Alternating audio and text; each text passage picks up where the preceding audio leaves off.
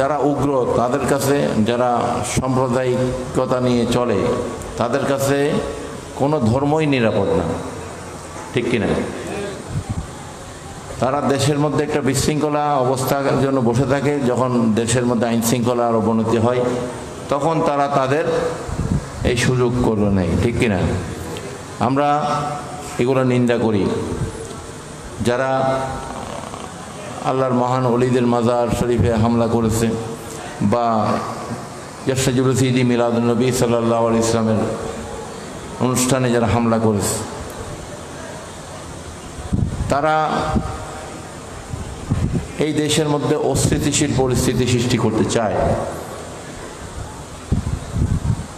এই জন্য বর্তমানে যারা সরকার রয়েছে, যে অন্তর্বর্তীকালীন সরকার, তারা যতক্ষণ পর্যন্ত এদেরকে চিহ্নিত করে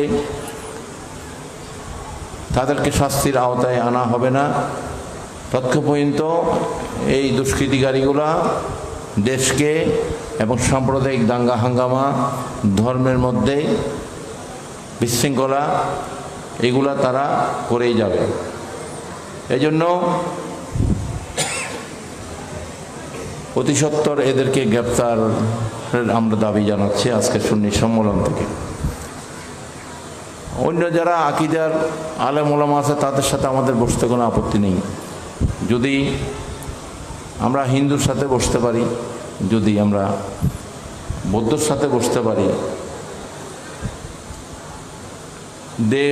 দেশের এবং সমাজের উন্নয়নে যদি আমরা বিভিন্ন ধর্মের মানুষের সাথে বসতে পারি, দেশের কল্যাণের জন্য, সমাজের উন্নয়নের জন্য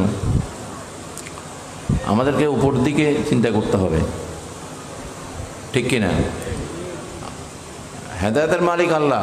যদি আল্লাহর ওলিদের ভালোবাসা যেটা মানুষ গলে যায়, যদি আল্লাহর ওলিদের অনুসারীদেরকে বা আহলে সুন্নাত ওয়াল জামাতের যারা অনুসারী তাদের সাথে বসে যদি কেউ যদি সঠিক পথে ফিরে আসে,